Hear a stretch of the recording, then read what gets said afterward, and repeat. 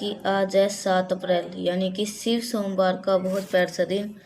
और जब भी सोमवार ये महादेव के ऊपर समर्पित होता है तो हम सभी लोगों को अपने घर पे चावल के दाने के साथ में एक शिव पार्वती दीपक अपने घर में लगाना होता है। ये ध्यान रखिएगा। इस उपाय को हमेशा नहीं कर सकते हैं, सिर्फ और सिर्फ आपको सोमवार के आपने करना होता है, वो भी शाम के टाइम पे प्रदोष काल के बाद। ठीक है, आप लोग अगर ये अपनी फैमिली से प्यार करते हैं, अपने फैमिली की तरक्की देखना चाहते हैं तो इस उपाय को जरूर करिए। ठीक है, तो चलो समझने की कोशिश करते हैं। सबसे पहले हम यहाँ पर आप सभी को दीपक दिखाई दे रहा है। मैंने दीपक से रिलेटेड एक बात बहुत बारी बता रखी है, क्योंकि दीपक जितना पुराना हो आपको दीपक उसी में लगाना चाहिए।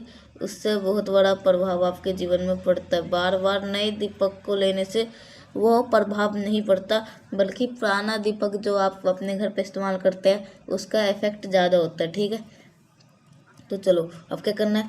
आप सभी लोगों को इस प्रकार से दीपक लेना है। इस दीपक के अंदर आप सभी को घी डालना है।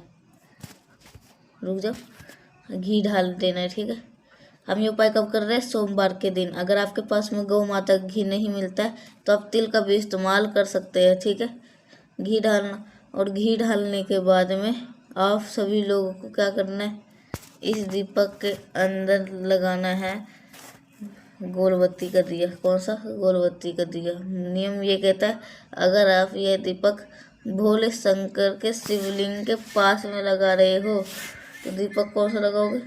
गोलबत्ती का। ठीक है, अगर लेकिन मान लेते हैं कि आपके दीपक कहाँ पे लगा रहे हो, अपने मेन गेट या अपने दरवाजे के पास में बाहर लगा रहे हो तो लंबी बत्ती का दीपक का प्रमाण हमेशा चौखट पे बताया गया है।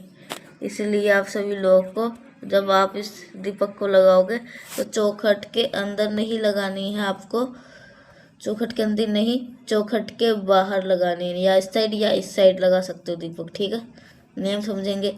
मैंने क्या बताया, जब भी हम दीपक को लगाते हैं धरती माता के ऊपर डायरेक्ट दीपक नहीं रखते।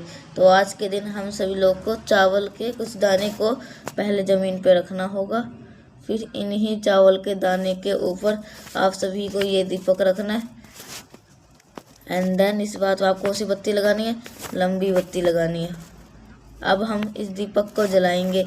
जब आप ये दीपक प्रज्वलित करोगे, जलाओगे, तो माता सती का सुन करना, माँ पार्वती का ध्यान करते हुए आप सभी लोगों को इस दीपक को जलाना है।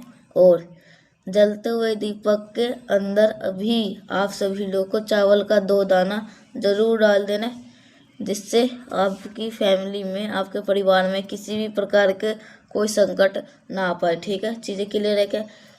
तो चलिए आप यहाँ पे आप ये उपाय समझ लियो। अगर आपको ये उपाय अगर समझ में आए, नीचे कमेंट सेक्शन में आप सभी लोग पूछ सकते हैं, और चैनल को जरूर सब्सक्राइब कर दीजिएगा। और आप सभी लोग अब दूसरा उपाय है वो सभी आपको वो कैसे करना है ये भी बताऊंगा। और अगर ये उपाय आपको समझ में नहीं आए तो नीचे कमेंट सेक्शन में आप सभी लोग दोबारा पूछ सकते हैं। और जो दूसरा उपाय है वो आपको चावल के दाने के साथ करना है, जिससे आपकी इच्छा पूरी हो पाएगी। तो कैसे इच्छा पूरी करनी है तो वो सारे कुछ बताऊंगा, तो आप सभी लोग बने रहिए आखिर तक। तो अब बात करते हैं कैसे करना है ये उपाय। ठीक है, तो वो बताते हैं। तो हमने पहले उपाय की बात कर ली है, आगे बढ़ते से वीडियो के हम अपने दूसरे उपाय की तरफ। और ये उपाय इच्छा के लिए है। ठीक है, इच्छा पूर्ति के लिए, आपके विशेष को पूरा करने के लिए है। अगर घर में आपके किसी भी प्रकार के प्रॉब्लम चल रही है, या आप इस उपाय को निश्चित रूप से करिएगा। ठीक है, हम इसके लिए सबसे पहले हमें जरूरत पड़ने वाली है चावल के दाने के। कितने चावल के दाने भाई? 7 चावल के दाने लेंगे, तो कहीं से खंडित ना हो, कहीं से टूटा हुआ ना हो, इस चीज़ का विशेष ध्यान देना है। ठीक है, कितने? मात्र 7 चावल के दाने के साथ हमें। ठीक है, अब आपको जरूरत पड़ने वाली है आज पीला चंदन की। ठीक है, किसका जरूरत पड़ेगी? पीले चंदन की। फिर थोड़ा सा पीला चंदन लीजिएगा। देखो मैं बार बार कह रहा हूँ आपको पीला चंदन लेना है। ठीक है, तो आप देख सकते हैं पीला चंदन है। तो पीला चंदन लेने के बाद थोड़ा सा पानी डाल करके, गंगा जल डाल के आप थोड़ा सा हल्का सा पेस्ट बना लेना, घोल लेना। और फिर इसको लेकर कहाँ पे जाओगे? महादेव के शिवलिंग के पास में। अब यहाँ पे एक नियम ये कहता है, देखो जब भी हम महादेव की पूजा अर्चना करते हैं, हम हमेशा क्या करते हैं, जो उपाय करते हैं ना, वो बाद में जल चढ़ाते हैं। बट आज के दिन हम सभी लोगों को पहले जल चढ़ाना है महादेव की शिवलिंग के ऊपर। जल चढ़ा दिए। जब भी जल चढ़ाया करो हमेशा श्री शिवाय नमः शिवाय का जप करा करो, पहला काम। दूसरा काम, शिवलिंग को खूब अच्छी तरह से आपको पोंछ लेना है। जितना अच्छी तरह पोंछ सकते हो ना उतना अच्छी तरीके से पोंछ लेना है, ठीक है। और फिर पोंछने के बाद में आप सभी के पास में जो पीला चंदन है उस पीले चंदन को यहाँ पर माता अशोक सुंदरी के स्थान पे पहले लेपन कर देना। और जो मैंने आप लोग को चावल के 7 दाने दिखाए हैं उन 7 दाने को चिपका देना, ठीक है। ध्यान रखिएगा। जब आप चावल के दाने को चिपकाओगे तब आप सभी लोगों को सोमेश्वर महादेव का ध्यान करना है, ठीक है। कौन से महादेव, जल्दी से बताओ। सोमेश्वर महादेव का स्मरण करके वो करते हुए अपनी मनोकामना कहते हुए सोमेश्वर महादेव के नाम से 7 पीले चंदन के ऊपर चावल को समर्पित कर देना। महादेव से यही विनती करेंगे, हे श्री शंभु भोलेनाथ, हे सोमेश्वर महादेव, हमारी ये विशेष है, हमारी ये कामना है जो कि बहुत दिनों से अधूरी चल रही है, पूरी नहीं हो पा रही है। आप हमारी इन कामना को पूर्ण करें। अपने को दिन प्रार्थना कर लेना और फिर अपने घर की तरफ जा सकते, ठीक है। करके देखिएगा जरूर। इस उपाय को बहुत शक्ति है और बहुत ही आसान था और बहुत ही प्यारा सा उपाय है। तो आप सभी को ये जरूर करना है, ठीक है।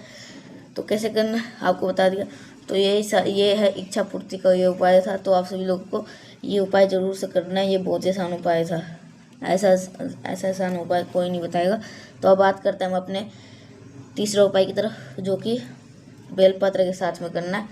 और ये है हमारा उपाय। तो आप सभी को कैसे करना है ये सारे बताऊंगा, क्योंकि हम सभी को करना है बेलपत्र के साथ में। लेकिन आपको एक छोटा सा काम करना है। सबसे पहले कर लीजिए वीडियो को ज़्यादा से ज़्यादा लोग तक शेयर करिए। जितने अभी तक चैनल को सब्सक्राइब नहीं किया, मेरी आवाज़ पहली बार सुन रहे, चैनल को जरूर सब्सक्राइब करिएगा। और मिलते हैं, वीडियो को लाइक जरूर करिएगा। चलो आप समझने की कोशिश करते हैं। हम सभी इस उपाय को, जब भी बेलपत्र दिखाई दे आपके माइंड में एक चीज़ होनी चाहिए, ये उपाय पक्का महादेव के लिए होगा। क्योंकि बेलपत्र, हम इस उपाय को कर रहे हैं अपने घर के रोग बीमारी को हमेशा के लिए दूर करने का। जैसे आपके घर का कोई भी ऐसा सदस्य हो, कोई ऐसा व्यक्ति हो जो बहुत दिनों से बीमार पड़ा है, उसकी बीमारी ठीक ही नहीं हो पा रही है, सारे आपके जो पैसे हैं ना वो कहाँ पे जा रहे हैं, दवा में जा रहे हैं। डॉक्टर साहब सारे पैसे ले रहे बट कोई फ़ायदा नहीं है। इस उपाय को करके देखिएगा, ठीक है।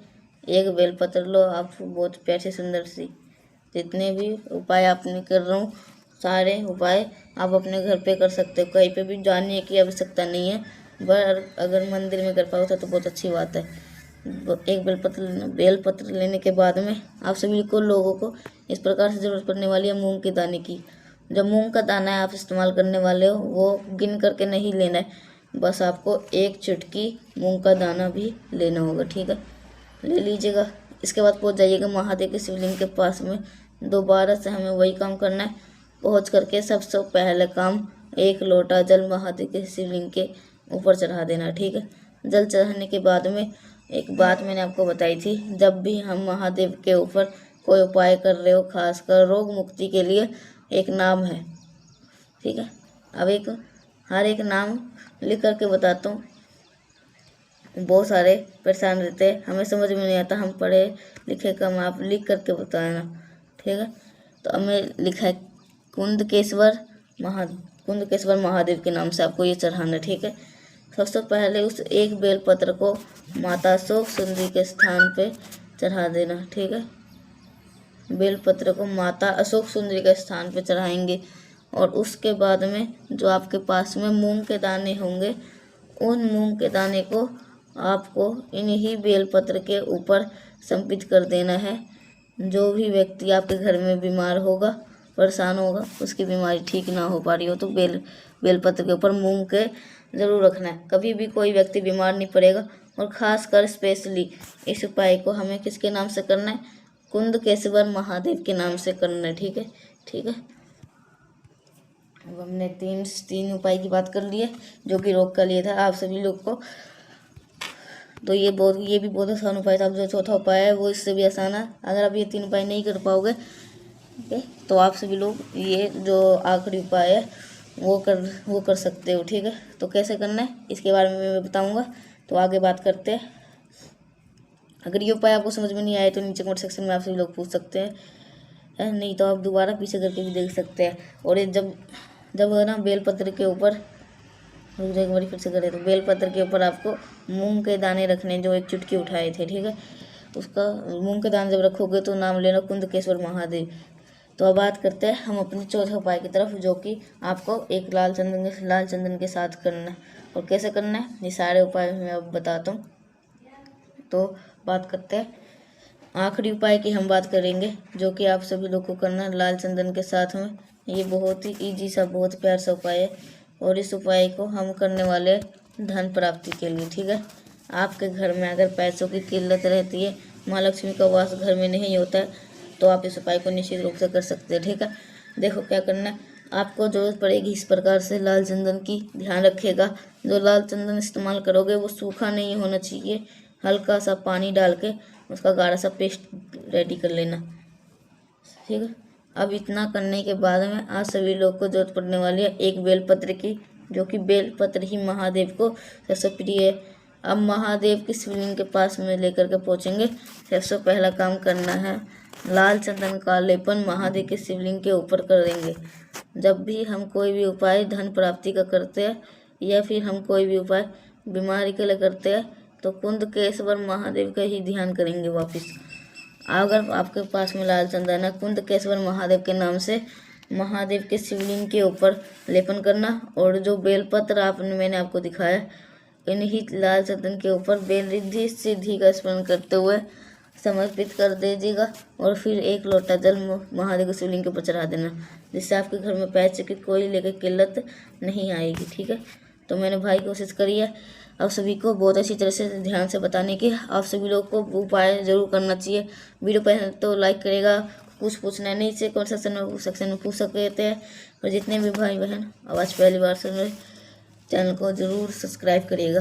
तो मिलते हैं नेक्स्ट उपाय साथ, तब तक के लिए आप सभी को श्री शिवाय नमस्तुते।